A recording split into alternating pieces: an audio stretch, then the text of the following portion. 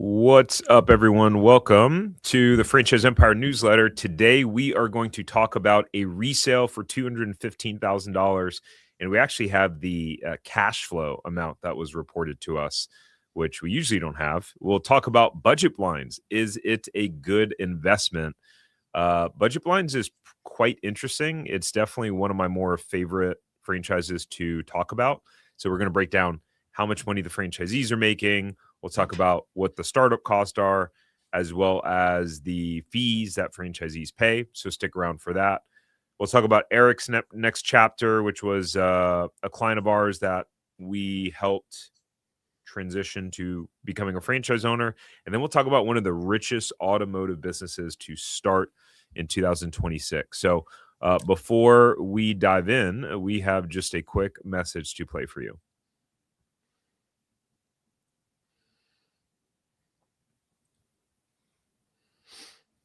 All right. If you're new here, welcome. My name is Tarek Johnson. I'm the CEO and founder of Franchise Empire, and I'm here with our head of brokerage extraordinaire, Mr. Mark Magerman. Hey, Mark. Hey, Tarek. How are you? Lovely. It's always nice getting on with you. You say such nice things. It's like the only time all week people say nice things about me, so it's nice to hear. You earned it. That's what happens when you're a badass. I guess. So before we jump into these opportunities, guys, by the way, if you do not get this newsletter in your inbox on Sunday mornings, you probably want to do that. So it's free. We send it out every Sunday morning at 8 a.m. Then you don't have to wait until 1 o'clock on Wednesday for Mark and I to stream this. And you may find it easier and more convenient to just be able to scroll through it and read through it yourself. So go to franchiseempire.com/newsletter. You'll enter your email, and boom, this will be in your inbox Sunday morning, 8 a.m. Now let's jump in. So, Mark, I know that we have a pretty solid resale in this one today. So yeah, tell us about this resale. Happy to. Every once in a while, your point is well taken, Tarek. When we get information from our brands on resales, we only can present to you what we get. In this case, they shared us a cash flow number, keeping in mind that this is the seller's claim on discretionary cash. Obviously, you got to do your own due diligence. More than likely, have a CPA or a business analyst help you. But home service category, which if you guys listening on here, we love these home service businesses. They're made for franchising. The asking price, a moderate $215,000. I say moderate. It's not clearly it's not our money, Tarek, but it's not a high cost business to get involved with. Gross sales, which I'm assuming they will have all the backup materials, $668,000. Cash flow, $83,000. So that shows you, a little bit about 10, 12%, a little bit better that of the percentage of gross sales. So again, I always make the assumption that a business that's been around for a while, that $83,000 may not include debt service from this owner. So take that with a grain of salt. But this is a healthy business in a home service category that is, again, made to order for people who are looking to buy some resale businesses. This is a very mature brand. And when you have a brand this mature with over 300 franchisees, sometimes the only way to get into these brands, Tarek, are with resales because there's just not a lot of new territory available. So that's something to consider. Proven systems and support. And again, not a lot of new opportunities. When you get to 300 territories, or actually 300 franchisees, more than likely some of these franchisees own even more than one territory. So there could even be more territories that are gone. But this one will give you an opportunity to scale your business with room to grow. And once you're in that network, that's when these high net franchise owners come in and look to buy out others. So very ripe brand for that to happen. The model's proven with excellent experienced leadership at the top, really strong franchise development folks that we know very well. And again, as in any resale opportunity, it's just strongly recommended that you should have prior leadership and or management experience or have run a company before. That's always going to be a benefit. And because these resales are very, very popular, please do yourself a favor. If you want a really good look by the seller, show up at these meetings pre-approved, or at least with a pre-approval letter from your lender that says you can buy these businesses. If you don't have it, you're really just wasting time, because ask yourself this question: if you were selling a business, would you spend any amount of time talking to a person who wanted to buy it who couldn't prove that they were financially qualified? The answer would be no. So really solid business. Happy to help you guys. If this turns out not to be in an area that you live in, but you still want to check out some of our resales, you can see this little link on the bottom, franchiseempire.com/resales. You'll get on an appointment with one of our A+ team members, and we can guide you accordingly to see what may be available out in your area for resales and or new opportunities. Mark, that was epic, and I think you just talked me out of a job. That was so last I checked, you were the boss and you write the paycheck, so I think you're good. I think you're solid. Oh man, that was awesome. That was really, really good. Osmosis. I mean, how many times have I been on these calls with you? It's been a good bit, yeah. At this point, and definitely, and done some solo too. Yep. I think Mark pretty much covered it all, guys. It's easy to get a pre-approval letter if you have a decent income and credit score. Really, any bank that likes to do SBA loans will do it pretty easy, and they have a pretty tight process. In case you're wondering, how do you get a pre-approval letter? Huntington Bank is known for doing it. You can go. We can, if you want a specific referral, email us at info@franchiseempire.com, and we can always send you a referral to some lenders as well, or an introduction. But yeah, and we have over, I think, 100 resales in our portfolio all over the country. So if you're not in Maryland, but you're somewhere else, and you're like, hey, I wonder if they have resales, then hit us up and we can see. Let's see. I'll knock that one off there. Let's scroll down. I am still impressed by Allie's ability to find a very, very fitting GIF.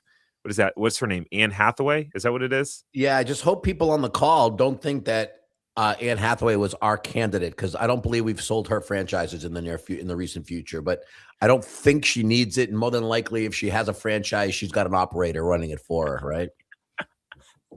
That's hilarious. Yes, 100%.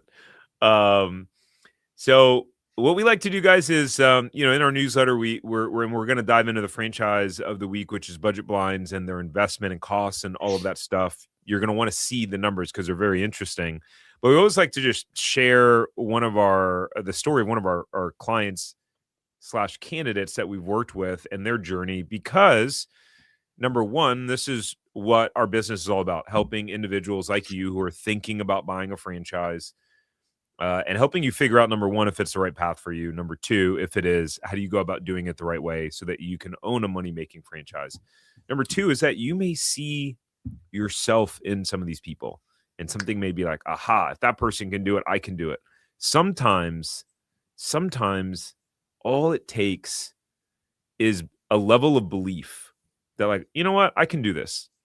I can do this. If that other person can do it, they sounded like me. If they're willing to make the leap or go for it, then I think I can too. So anyways, Mark, do you want to tell us a little bit about Eric? Sure. Eric worked with I think he worked with Laura, which is one of our brokers, Laura Pfeiffer. Fantastic. So as is the case many times, bless you, we get candidates for all different reasons. In this case, Eric was furloughed from his job. So yeah, a lot of times when people lose their jobs, it springboards them into thinking they want to buy a franchise. I will say that a lot of people, just because they lost their job, doesn't make them qualified to become a good franchise owner. In Eric's case, that wasn't the case. So he got furloughed, excuse me, where he had the option. He decided it was time to take control of his own future, which is the story we get from so many of our candidates. He had a background in real estate, but he wanted something that was scalable and stable and something that can grow long term. The real estate market is kind of volatile now, and there's a lot of people in real estate who are looking into getting a franchise. So that made sense. So he came across Franchise Empire, I'm guessing through some of Tarek's really amazing content, and said the process was night and day from anything else that he experienced. So he had obviously reached out to other people before, came to Franchise Empire, stopped there because we gave him everything that we can. And one of the reasons we gave him Laura's aces. So with Laura's guidance, we narrowed down what really was important to him. He was looking for something quickly to ramp up. When we say quickly, we don't mean days, but we definitely mean months instead of years. Strong customer service and a real market demand. Eric was thoughtful. This is a quote from Laura, by the way. Eric was thoughtful, coachable, and committed from day one.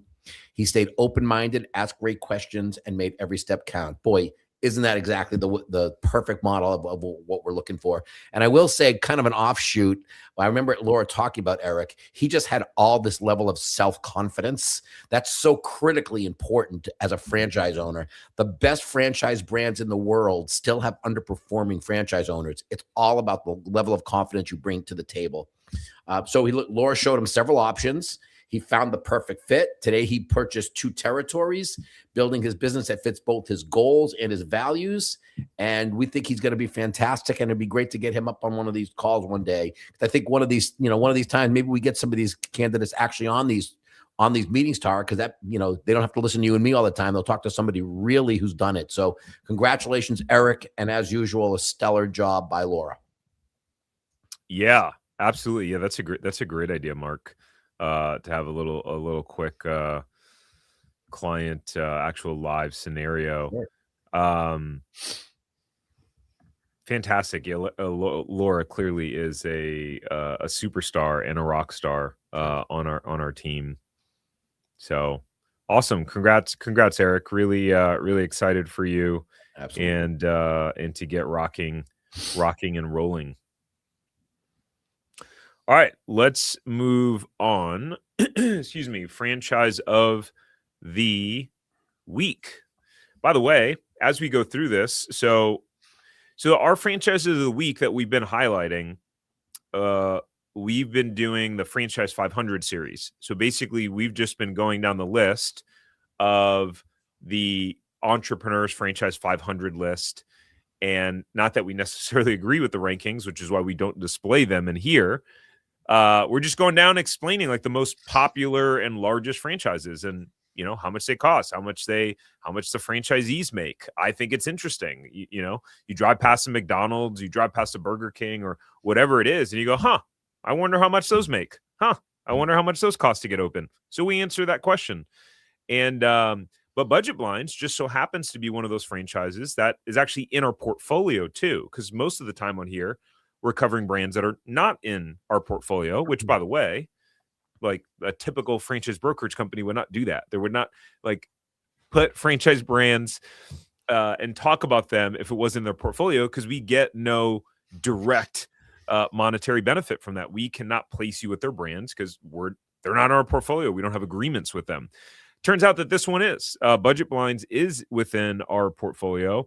And we also have access to a bunch of the resales because, as you'll find out when we go through this, Budget Blinds has been around for a long time.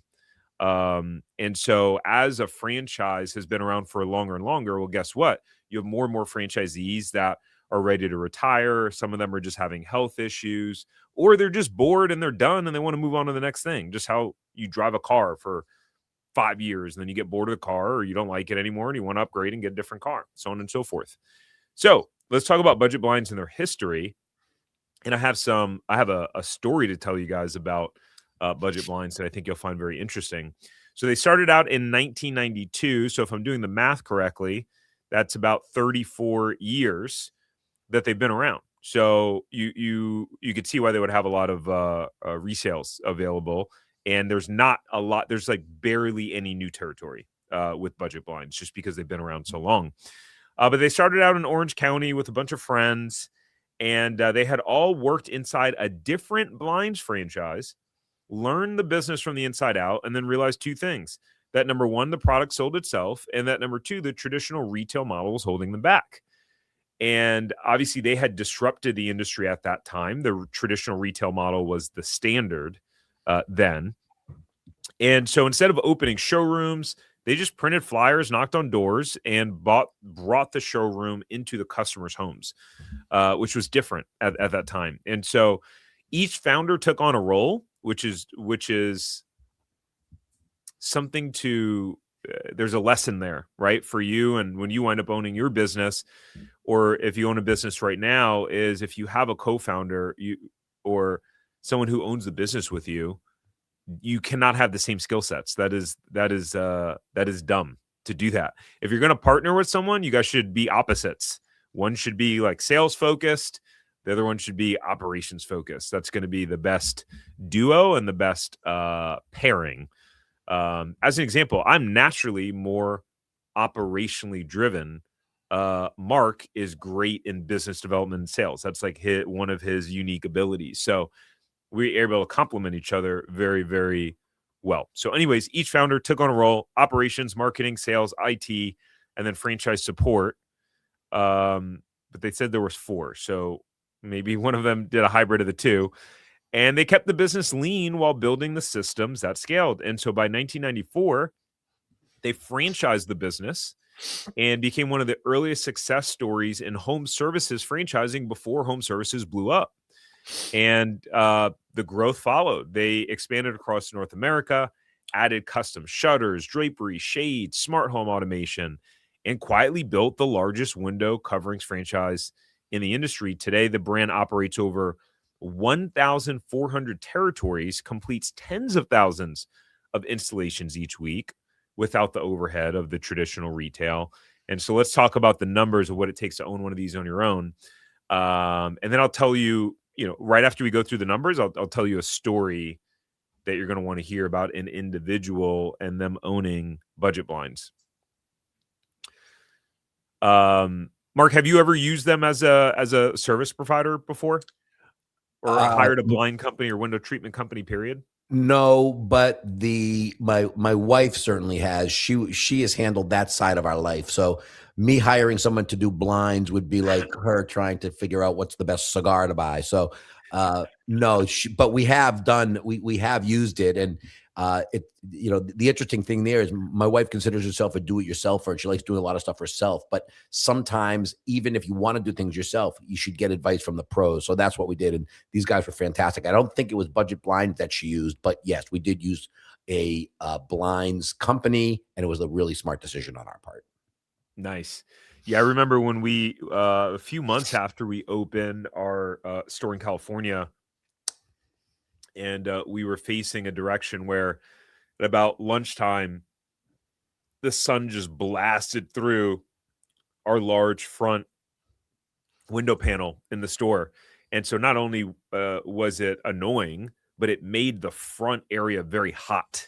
We're in Southern California. So Southern California sun is powerful. And so it turned out that there was a Supercuts next door, which is a franchise. And the guy that owned the Supercuts also owned a budget blinds. And so he wind up helping get, the custom length made, and then actually installed it himself. But I have a story to tell about that guy in a little bit towards the end.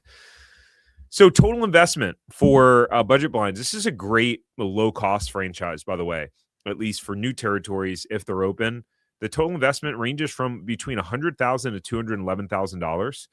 The franchise fee is $19,950, but they do have an initial territory fee, and it's tiered, and the tiers depends on how many households are in your territory. So that's one of the ways to make it more fair in terms of the fee that you're paying, because there might be a bigger territory with more opportunity. You just pay a little bit more for it up front, which I think is well worth it. I would rather have a tier 1 territory and pay an extra 40 grand up front than have a tier 3 territory, because I think I would multiply the return on that investment many times over.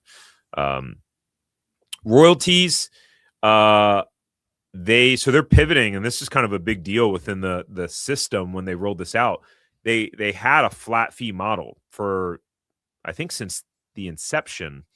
And you can see the tiers there of $2,500 a month at tier 1, $1,875 a month for tier 2, $1,250 a month for tier 3. And then as of January 2026, it's the greater of that amount or 3.5% of your gross revenue, which, by the way, 3.5% is very low compared to pretty much almost every other franchise brand. They're typically between 5 to 7% in terms of royalties. Anything else? Anything to add there, Mark? Anything on your mind that popped up there? No, I think the comment you made about that 3.5% number being very low is that's the point I was going to make. So you nailed that. Okay, cool.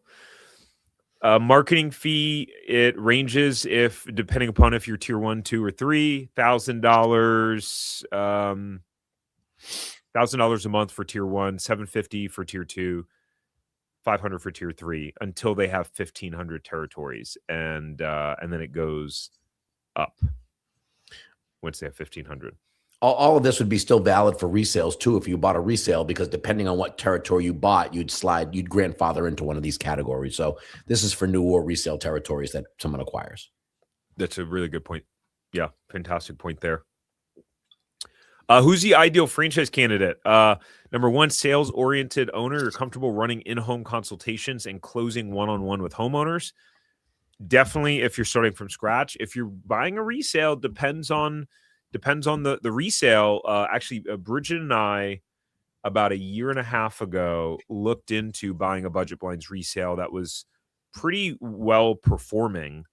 And they had multiple sales reps. They were doing a pretty significant amount in revenue, and they had multiple sales reps. So if we were going to go in and buy it, that maybe we fill in the gaps, or Bridget would have been filling in the gaps. But I don't think the owner, depending upon if you buy something that's performing really well, they might have a team in place already that does the sales overall. Turns out we got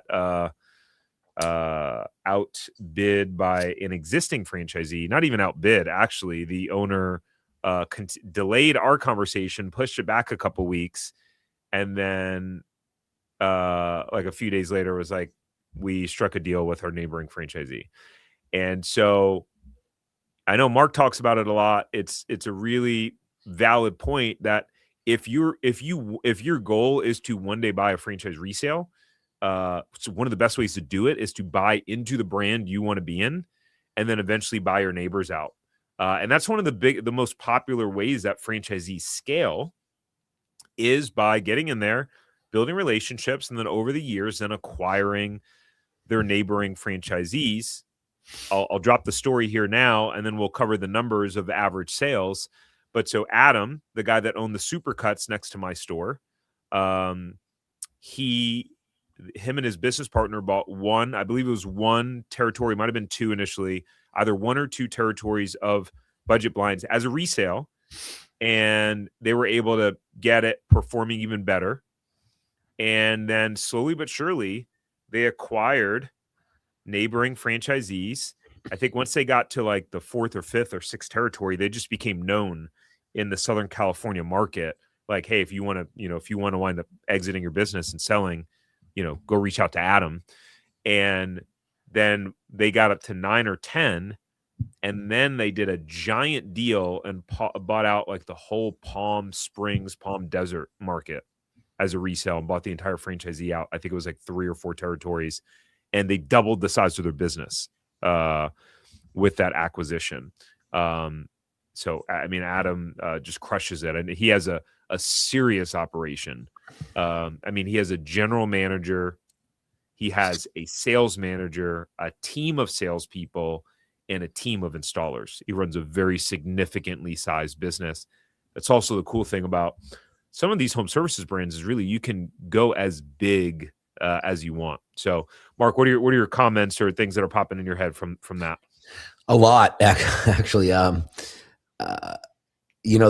conversation about a brand like Budget Blinds that doesn't have a lot of available territories, the reseller out is sometimes a preferred way. And sometimes people don't like hearing this, but the way we look at brands, one of the criterias for us on how do you gauge whether franchisees are happy in their brand? How do you know, right?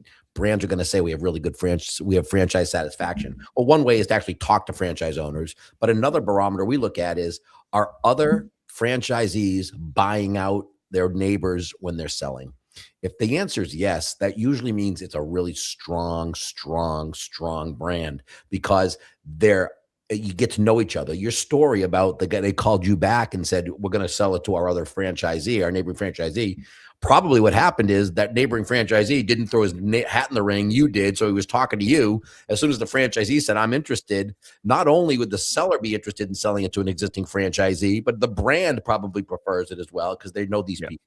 So again, it's a great point about, we deal with people all the time, Tarek. People who come to us thinking they want resales, and sometimes they're just not available. So we try to convince them, if you start about coming in and buying a new area and start building that out, you never know. It's really the way to go. If I was going to do it and there was a brand I really wanted as a resale but couldn't get it, I'd earn that resale by going through the new territory route. It's just something to think about for people. We talk about it all the time, but it really makes a lot of sense. Otherwise, you just sometimes waiting and waiting and waiting for what? Death before you move forward on it. And some people, there are people who've been looking for 5 years for that one resale to show up on their lap. It's just not going to happen. You got to make it happen for yourself. And that's a great example of that. Yeah, totally agree. 100%. Let's dive into the numbers. So when we look at the franchise disclosure document, we look at the 2024 numbers. You can see on the left-hand side, they show the average sales if you own one territory versus if you own two territories or if you own three or more. So 3 or more could, there's a wide range on that, clearly. But we get a lot of insight on the 1 and 2 territories. So if the average franchisee does $853,000 in sales as of 2024, and that's up from 2023, which is a good thing. And the owners who own 2 territories, 1.25 million, and up from 1.23, so up just slightly. Average sales 3 or more territories, 2.5 million. Actually, that's actually down from 2023, where it was 2.7 million. And we'll in about April here, we'll have the 2026 FDDs coming out, and then we'll be able to start seeing the 2025 numbers for a lot of these franchise brands, which will be nice to be able to see that. If I could add one other comment, Tark, if you don't mind scrolling back up for 1 second, I just want to point out, when you look at the numbers for the average of 1, 2, and 3 territories, the average for 3 is about 3 times what the average for 1 is. That would make logical sense. The cost to buy 3 is not 3 times the cost of the first. That's where you start seeing these economies to scale on multi-units. Because what you get to a point is, if you hire a general manager, you don't have to hire a second general manager for that second territory. So the costs become more allocated across the whole company. And that's why multi-unit deals is the way to go, folks, because you're scaling a business. You're not adding the incremental cost, but you get to keep the money. So just wanted to point that out. It's a perfect example of it right with that slide. Yeah, no, it's a great point. I mean, the name of our company is Franchise Empire. So if you want to build an empire, it's typically not going to happen with one territory. No.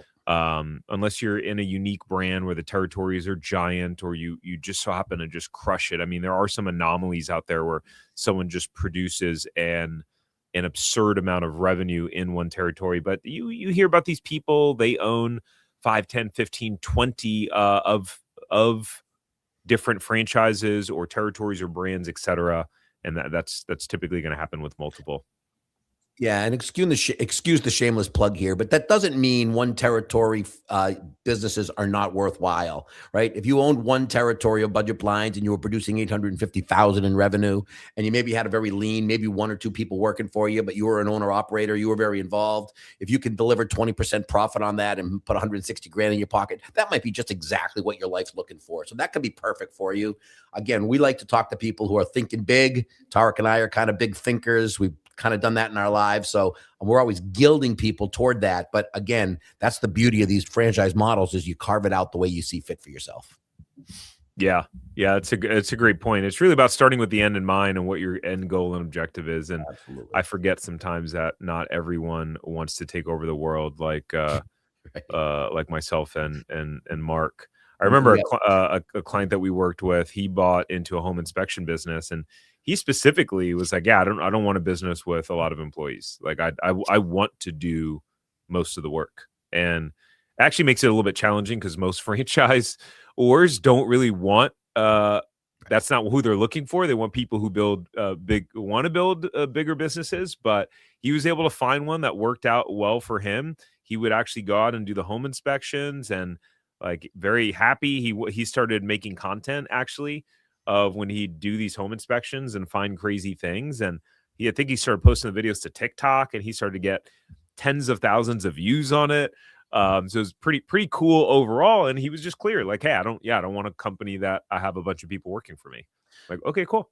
Yeah. And shameless plug number 2, we know which brands prefer one territory do-it-yourselfers and none that don't. So we can guide you. There are some that are more than happy to talk to one territory owners, and we know which ones they are. So only one way to find out. Click on the bottom and get on someone's calendar. Yes. 100. Excuse me. 100%. Yeah, guys. So we're not going to talk about the run through all the benefits. We talked, I think, enough about budget blinds. But if you're interested in number one, finding out if any of them are available in your territory, very rare with budget blinds. Although there are some other similar brands in the same space that are newer, that have more territory availability, that have a great reputation and franchisees that are proven.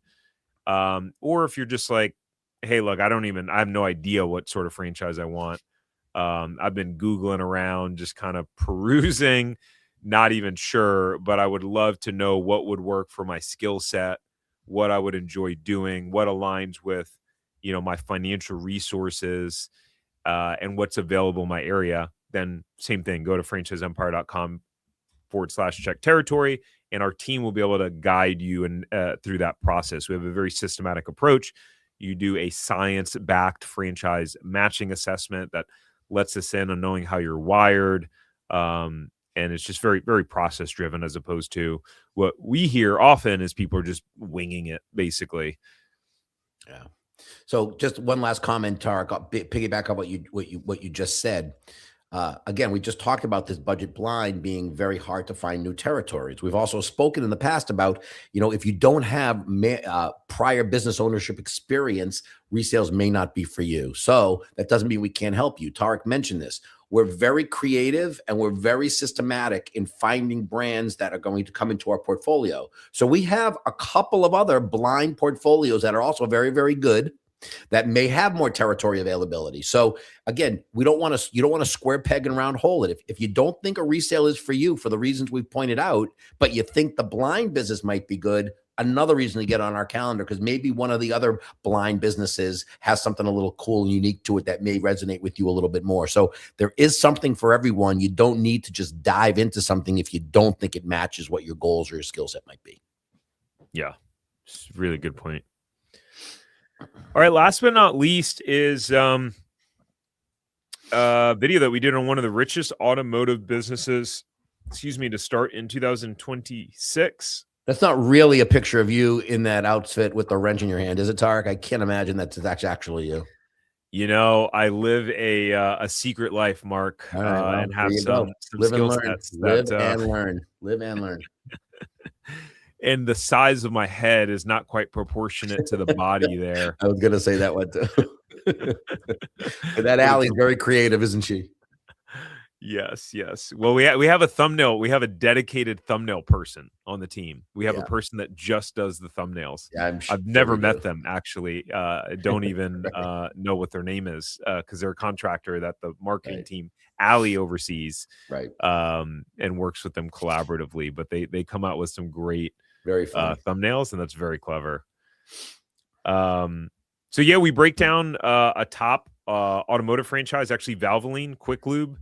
And again, if you ever driven by a Valvoline or a Quick Lube location and think, I wonder how much those things make, I wonder how much they cost to get open, then we're going to break down not just their startup costs / initial investment, but we'll dive into their average sales. How many oil changes per day are the top average poor locations doing? and what the average amount is, which is very interesting. And if you ever want to own a business, it's part of the basic economics that you need to understand is like, how many transactions do I need a day? And what is my average cost, or not average cost, average ticket? And that the language is just different if you're in a service business versus a retail business, et cetera. But the financial principles are the same. So you can find this video on our Franchise Empire YouTube channel. It's going to start playing an ad because it opens up on the one that I don't pay for the ad free on, but you can see our Franchise Empire YouTube channel. You can go watch that there, or you can just listen to it via any audio podcast platform. We're pretty much on all of them. So that's it, and that's all. Mark, anything to close out with? No, another good opportunity to chat with some of our potential candidates, and we'd love to hear from somebody. So if you have questions or just want to talk, that's what we're here for. Yeah, or if you want to debate Mark about how the Patriots are not going to go to the Super Bowl this year, request him, and I'm sure he'll happily debate you, and it'll be an entertaining moment for everyone. Well, just so you know, I did, and I do this every year, even though the last several years I've lost. I always put money on my Patriots before the year starts to win the Super Bowl every year. Interesting. So I did it this year, even though there was a long shot. So I don't want to tell you the odds, but let's just say that I'm 2 victories away from earning myself a very nice paid vacation via gambling. So let's see what happens.